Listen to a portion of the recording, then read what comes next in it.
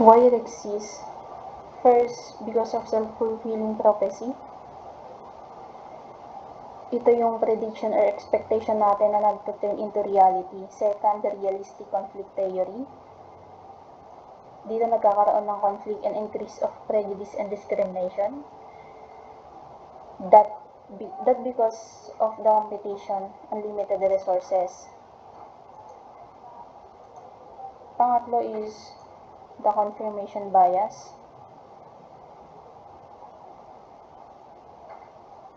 Or also known as cognitive bias. Ito yung sinasala or pinipili mo lang yung information na magja-justify sa pre-existing beliefs or values mo.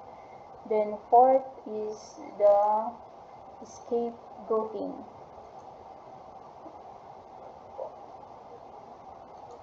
Ito yung way naman ng pagda-divert ng real issue instead of providing an explanation or facing the problem. They would rather blame someone na lang. Parang it's their way na rin of shifting responsibility on the convenient target.